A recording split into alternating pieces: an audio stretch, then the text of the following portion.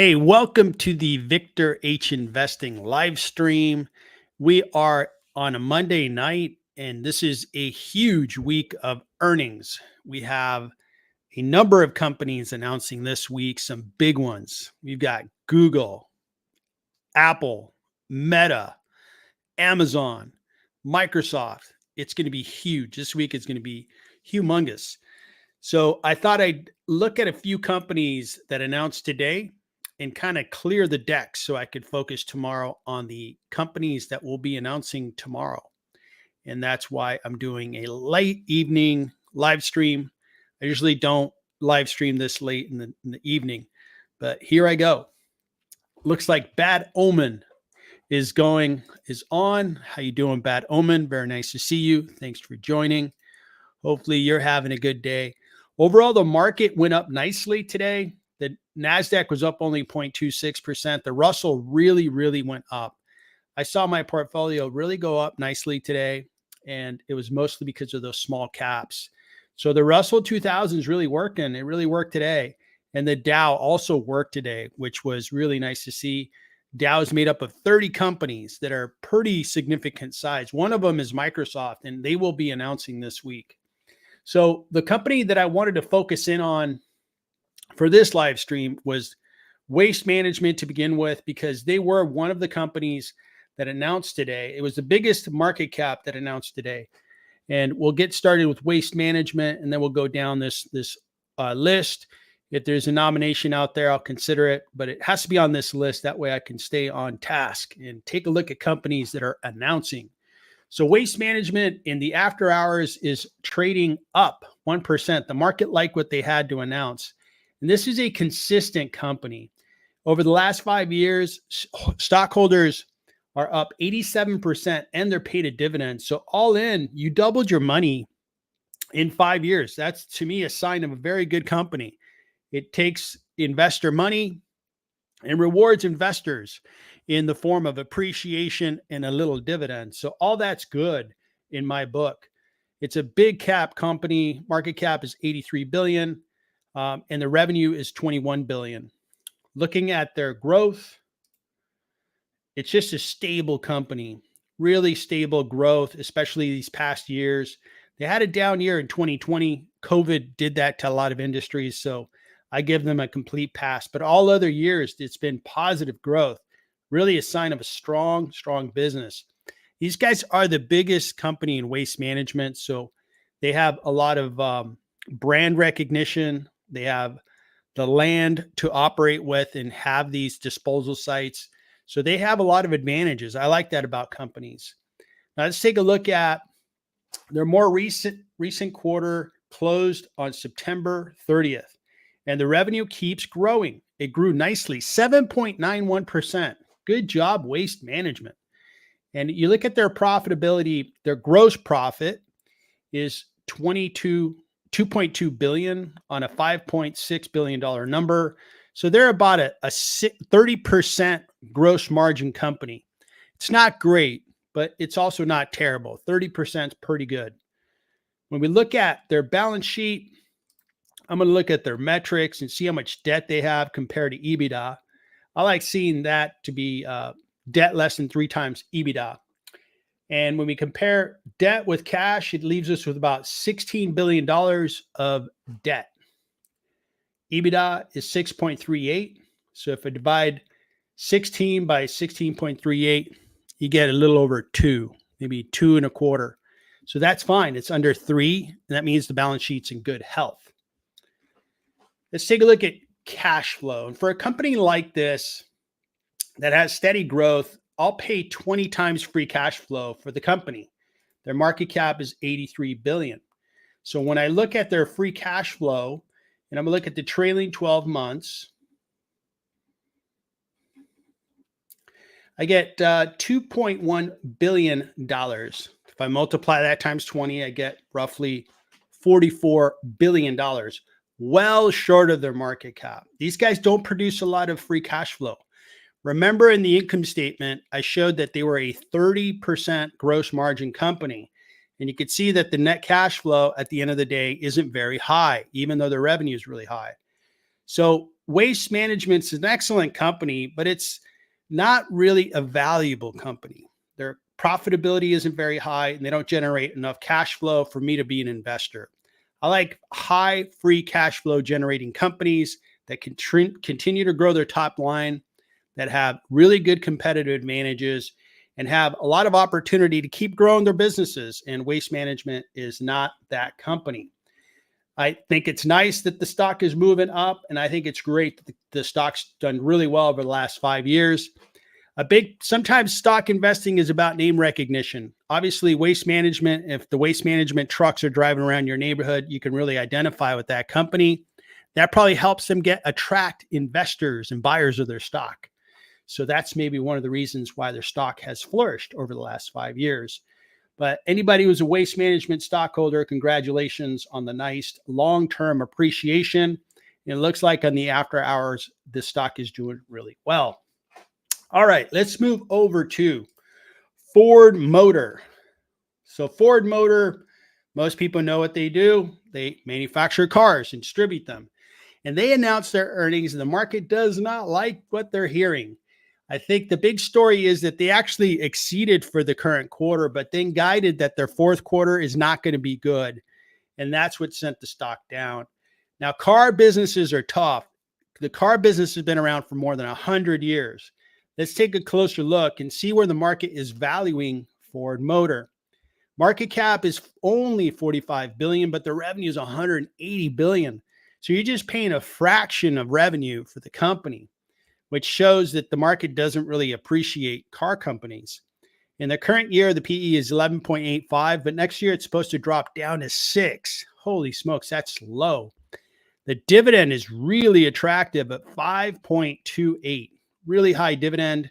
And tomorrow, when the stock price drops, that dividend is going to get a little sweeter, maybe up to 5.35% or so. And analysts think it's a hold and it's discounted. When we look at the stock price over the last 5 years, hasn't been a great story. It's up 30% plus that dividend. Maybe you did about 40-50% return, but it reached a really peak high back in 2022 of $24.44. And since then, it's really settled down around $11, $12 per share. So let's take a look at their financials and see what we're dealing with here. So you can see that their revenue is really high. Let me see if they got their most recent quarter in here. Now, they don't include the most recent quarter, so I can go to the investor page right after we look at their financials overall to see the current quarter. So $180 billion in revenue, and their gross profit margin is very low. See, the gross profit's 15 billion. So the gross profit margin is less than 10%. It's somewhere around 7 to 8%. So the margins are really bad. And that's why the car business is tough. They got to bring together different materials, parts, components, hire people to assemble cars. They have to run these big factories. There's just a lot of capital involved in their process. So it makes this business undesirable. So we see that the gross margins are not very good. Let's take a look at the balance sheet and see if it's in good health.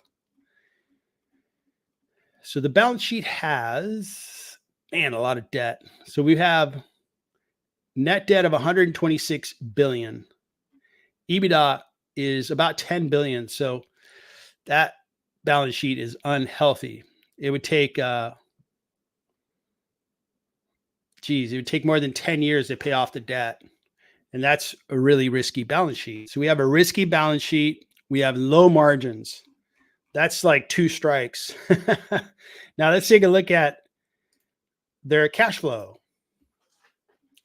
So trailing 12 months cash flow for Ford Motor is 5.2 billion. In previous years, it was higher. Like in 19, it was 10, 2020 it was 18, and then 9.5 in 2021. But currently it's 5.2 billion. Now, do you multiply times 10 or, somewhere around there? Probably, but that debt's a big problem. I would actually multiply times 10, which is 52 billion. but then you have $126 billion of debt. I have to decrement that from the value. So overall, the business isn't even worth its debt right now, which is really, really bad signs. And I think that's why you have excessive debt on the balance sheet and you have very low margins,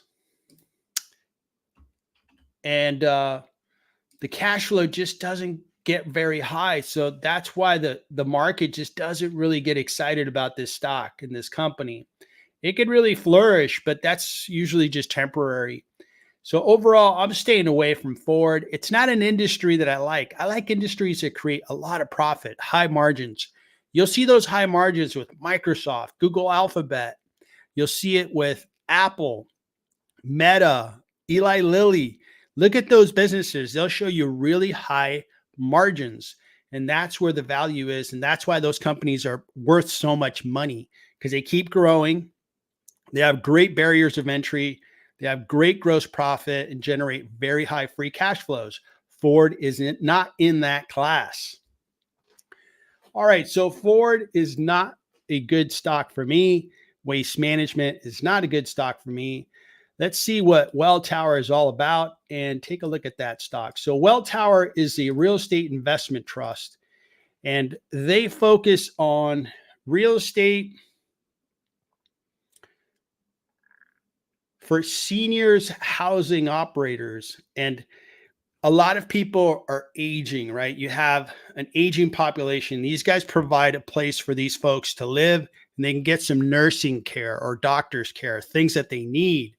So let's take a look at this real estate investment trust, and I'll give you my opinion on it. I own a different real estate investment trust, CTRE. They do similar, services for the elderly. They're also a real estate investment trust. It has been a really good stock for me to own. This stock here is up 48.4%, and it pays a dividend. So on a real estate investment trust, you're looking at the total return on this would probably be 65%. Not bad at all. And the company announced, and I believe, did they announce before or after? After the market closed. Now, it's not a super exciting stock, so it looks like it's not even trading in after hours, which is interesting. It raised its annual funds from operation forecast on a resilient demand for senior housing. Absolutely. The population of seniors is really, really going up, which is why these centers are in high demand and why I think these real estate investment trusts are a good idea.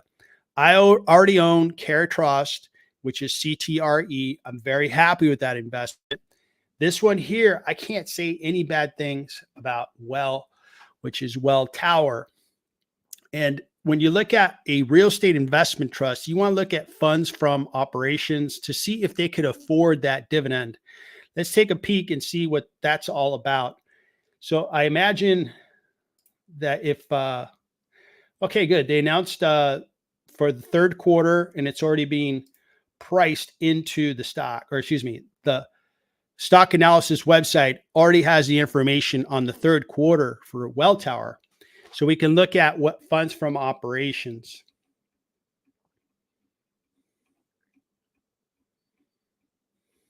So here's funds from operations. And let's take a look at the dividend rate compared to the funds from operations. So we have 82 cents, 96 cents in the last two quarters that have already been calculated on the site. So 82, 96, so 82 times 4 would be $2.48. And what's their annual dividend? $2.68. So we're actually dealing with a company that's providing dividends above their funds from operations. Now, they guided that the funds from operations is rising, so they'll be able to keep the dividend, I imagine. It's just pretty tight. When I look at CTRE, I'm actually at around 80%. So that's more favorable than this situation. So I'm glad I'm on CTRE. I'll show you my investment real quick on that particular company.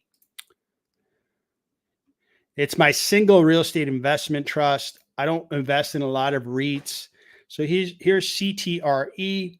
My stock's worth about $57,000. My investment was $33,000. So I'm up 72% on the stock, and they pay a nice dividend of 3.7%. So that's a nice stock to hold, have it give me some income, and I'm sitting on a nice appreciation level with CTRE. I don't buy a lot of REITs because I own real estate outright and I rent it out to residential real estate renters. And I do that as one of the businesses my wife and I own. So I don't want to accumulate too many REITs since I'm already invested in real estate. So Welltower had a good announcement. It's a really good company. I just think that I like CTRE a little more. So Anderson showed, and comment there was he didn't realize forward balance sheet was that bad. Yeah. We got to look at all three financials when you look at a company. For sure, the income statement tells us, is the business growing? Are they getting more customers? Or are the customers they already have, they like the product so much they're buying more of it? That really tells us how healthy is the growth of the business, which is great. We also look at gross margins. And the cash flow comes from the statement of cash flow. But the balance sheet tells us, do they have too much debt? And that debt can drive a business bankrupt. It could also just hold back on the profits of a company. If you look at Ford, if they have $126 billion of debt, you got to think about how much interest are they having to pay on that. And I know interest rates are going down, but that's just a lot of exposure. So got to be careful on the balance sheet not to buy companies that have too much debt and are going to be in a lot of trouble at some point. All right, so that's Welltower. What other companies announced out there? So ON Semiconductor announced before the market opened. Maybe we can take a look at that company and see how they're doing. Now, they announced before the market opened. Let's see how the market treated them. The stock was up at 1.39, which is pretty good. Now, ON Semiconductor, from what I know,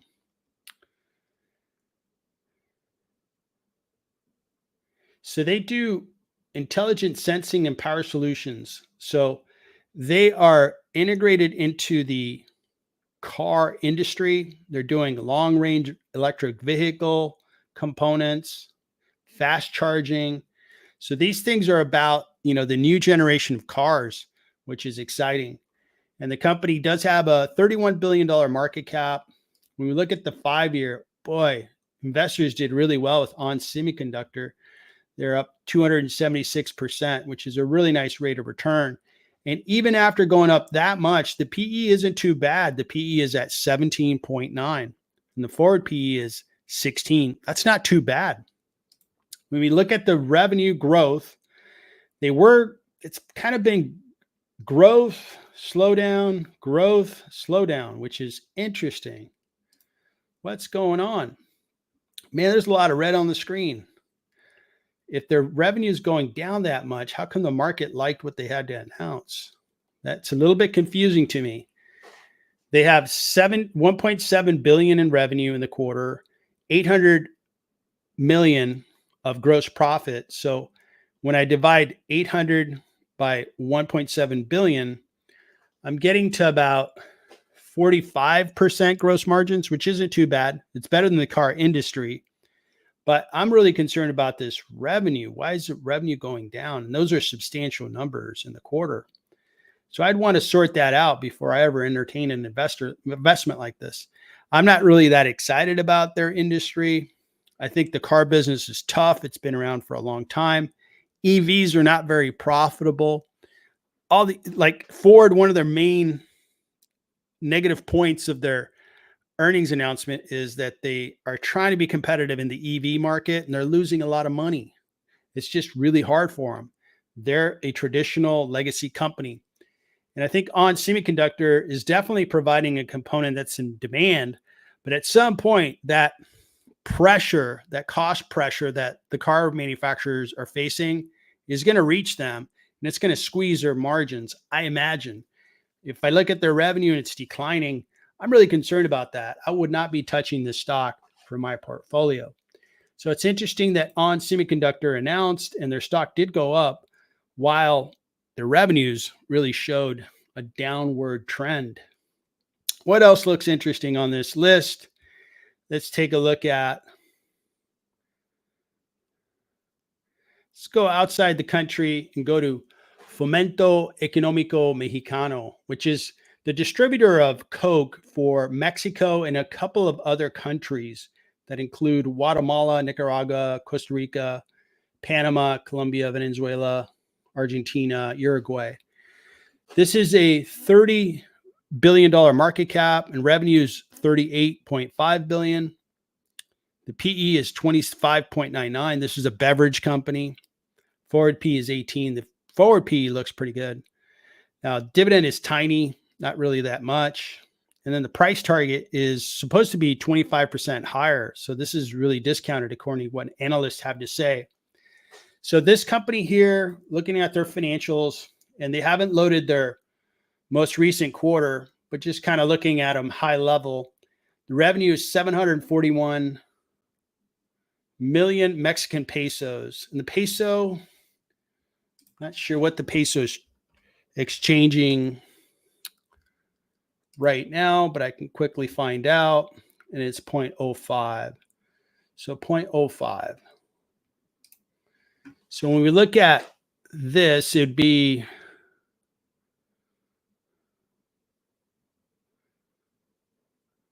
about 35.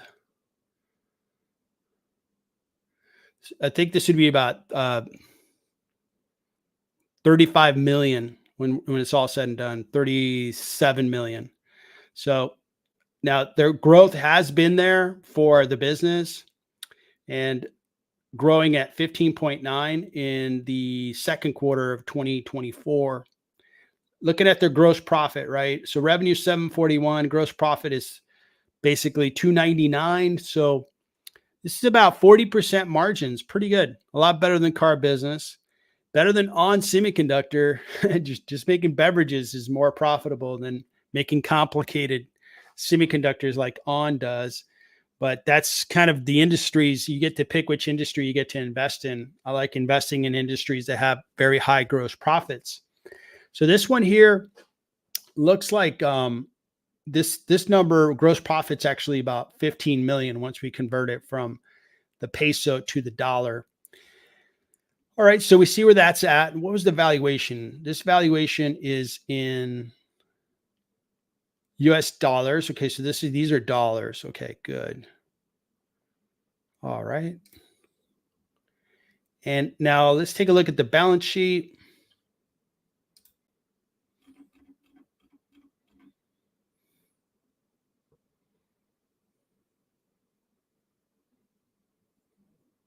So the balance sheet is looking okay. It's $3.77 billion. I'm trying to confirm if it's USD or Mexican pesos.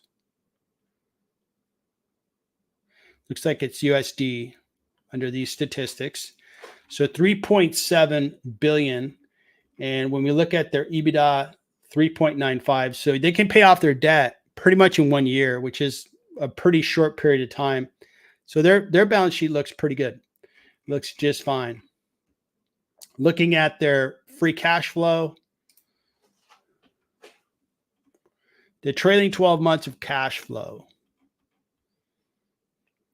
26.31, and that is in Mexican pesos. So I'm going to try to convert that. So 26.31.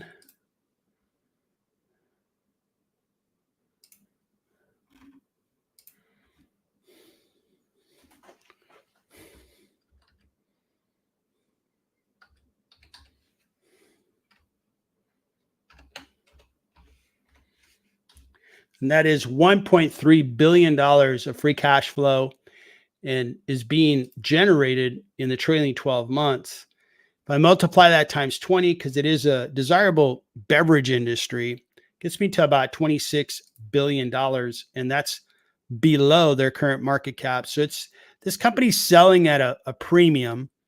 And looking at the 5-year chart, the business really hasn't appreciated a whole lot. I guess they've had a pretty rough couple of years, about 4 or 5 years ago, and had a really nice rally coming out of 2022. the stock's really come down. So, this is a stock that was really priced low. It's nice to, it would have been nice to buy it around $60 a share. But I think the free cash flow doesn't support this valuation, in my opinion. And I would be a little more selective. I'm not crazy about the beverage industry. I think it tends to be priced quite expensively. I'd rather stick to technology, consumer services, financials, things that have greater margins. And they've been really appreciating faster than these industries. So this one here, this is an international stock that announced today, and that is Fomento Económico Mexicano. All right, so going back to the earnings here, nothing else is really, really big and exciting. Looking at tomorrow, we've got Google Alphabet, Visa, AMD, McDonald's. Boy, they had trouble with that E. coli stuff, huh? Novartis, which is a very valuable pharmaceutical company, Pfizer, HSBC. I mean, these are huge companies. Stryker, I believe they do healthcare related products. Chubb, which is a Warren Buffett company in insurance. American Tower, which does, it's a REIT and they own all the cell phone towers. PayPal, I mean, it's going to be huge. Tomorrow is going to be massive. That's why I'm doing a live stream, so I can kind of clear the decks and focus on tomorrow. Tomorrow's going to be a full-time job. Before the market opens, we're going to have announcements from Pfizer. They usually announce nice and early. So I'm going to analyze that for sure. And I'm also going to look at Novartis. And those are going to be part of my morning stream. And I'll probably take a look at HSBC. I'll look at McDonald's as well as American Tower and PayPal. I got to look at PayPal because that's one of my stock holdings. I'm really optimistic that PayPal and Pfizer are going to do well tomorrow. They're going to announce really positive earnings. We'll see if I'm right or wrong. So it's going to be an exciting week to be an investor in stocks. So let me pause there and thank you for attending. Is there any stocks that you want to take a look at? That's the question. Let me know in the chat. While you gather up your questions, let's take a look at a little more news. And around this time of the evening, we already see how the Asian markets are performing. And right now in Asia, in Japan, the Nikkei is up 0.3%. Shanghai has not opened, so that's not trading yet. So Japan is opening to the positive. We'll see if China advances today. China had a very good day today. Chinese stocks really rallied, and it was quite interesting to see how well the Chinese stocks did. It was across the board. The two areas that did really well today that I noticed, small caps did really well. Chinese stocks did really well. Look at all this green on the screen. So these are the biggest stocks that are trading out of China. And Alibaba was up 2.58. JD was up 4.36. NetEase, Baidu. So all these stocks did really well. What also did really well was Bitcoin. And along with Bitcoin was Coinbase. Coinbase was probably my best performing stock from a percentage perspective. And you can see the price of Bitcoin is near 70,000. So the price of Bitcoin has been going up. It's a really good performer. I own Bitcoin. It's the smallest asset class of my portfolio, but I own some. It's a hedge against the stock market, the bond market, the US dollar, and so forth. And it's doing quite well for the year. I'm up nicely on my Bitcoin and Ethereum. And I also own Coinbase, which is, in my opinion, a crypto-based investment. So overall, crypto had a great day today. We'll see if it keeps it going. I'm not quite sure why it had such a great day. Maybe because the election's around the corner and maybe there's a lot of anxiety around the election. So they want to get into an alternative asset class. That might be the case. So that's what happened in the stock market today. And some of the best winners, again, Coinbase was really, really good today. Ford did well, but they're giving up all their gains. Ali did really nice. Good to see them do well. Then Zoom has been rallying for the last couple of weeks. Zoom has really been picking up really good value for its shares. All right, everybody. So I want to do a quick stream here late on a Monday and provide just a couple of reviews just to clear the decks for tomorrow. Let me wish you the best of success investing this week. Again, tomorrow is going to be a big day, followed by another big day. The next 3 days are just going to be massive. So we'll see how things go. So Anderson, I'm actually up early for the China Open in about 20 minutes. Wow, you're in South America and you're up early for the China Open. Good for you, man. That is a dedicated investor. Well, good luck to you. I hope your stocks in China do well, and it'll be interesting to catch up at some point. Love to pick your brain on what investments you have in China. All right, everybody. Thanks for tuning in. Everybody have a nice evening, and again, good luck with your investments.